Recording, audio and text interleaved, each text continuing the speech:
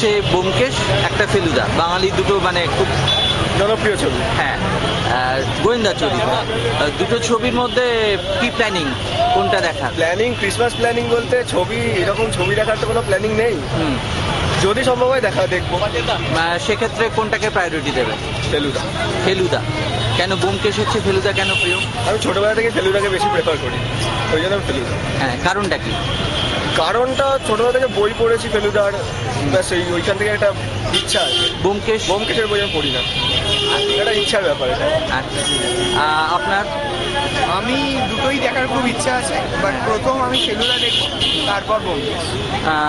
দুটো চরিত্রের মধ্যে ফারাকটা কোথায়, মানে ইন্টারেস্টটা কেন ফেলুদার ওপরে বেশি? না, ফেলুদার ওপরে বেশি নাই, আমার ডিরেক্টিং সন্দীপ রায়ের বেশি ভালো লাগে, তো সেই কারণে। আমার অঞ্জন দত্তের ব্যোমকেশ অতটা প্রিয় নয়। তো না, বা ধরুন অঞ্জন দত্তের তো ব্যোমকেশ না, ব্যোমকেশ শরদিন্দু বন্দ্যোপাধ্যায়ের সৃষ্টি, আর ফেলুদা সত্যজিৎ রায়ের সৃষ্টি, বাঙালির দুই সেই উত্তম আর সৌমিত্র লড়াইয়ের মতো আর কি। তাহলে অবশ্যই বলবো ব্যোমকেশ সবসময় প্রেফারেবল। আচ্ছা, কিন্তু সিনেমাতে আমার ফেলুদাটা বেশি ইন্টারেস্টিং লাগে, এবং সেটা হচ্ছে শুধুমাত্র সন্দীপ রায় এবং তার ডিরেক্টিং এর জন্য। মানে শুধুমাত্র এক্ষেত্রে ডিরেক্টরের ব্যাপারটা প্রেফারেন্স পাচ্ছে। হ্যাঁ, মানে আমার মুভিটা বেশি ভালো লাগে, অ্যারেঞ্জটা বেশি ভালো করা মনে হয়। তুমি কি করবে? তোমার কি প্ল্যানিং? আমি বন্ধুদের সঙ্গেই যাবো দেখতে। কোনটা, মানে ফেলুদা? ফেলুদা কেন? ব্যোমকেশ হচ্ছে, ফেলুদা প্রেফারেন্স কেন? কেন আমি বই ফই পড়েছি ফেলুদার, তাই জন্যই আমার ব্যোমকেশ পড়া নেই খুব একটা।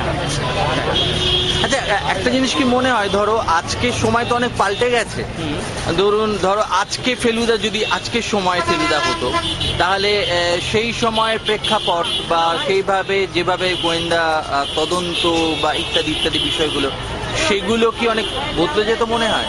না, সেগুলো ভালো লাগে, পুরোনো দিনের সেই সব, ওগুলো এখনো ভালো লাগে। সেখানে তুমি সময়টাকে খুব একটা গুরুত্ব দিচ্ছ না, সত্যজিৎ রায়ের ক্রিয়েটিভিটির জায়গাটা তোমার বেশি প্রেফারেন্স।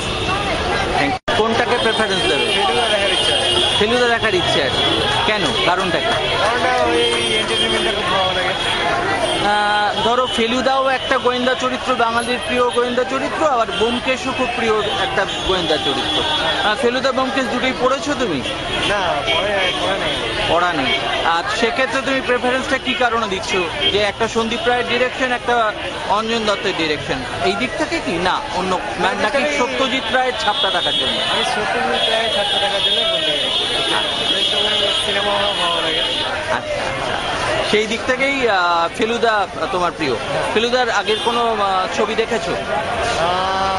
না, তার আগে ফেলুদা এখনো অব্দি ফেলুদা দেখোনি?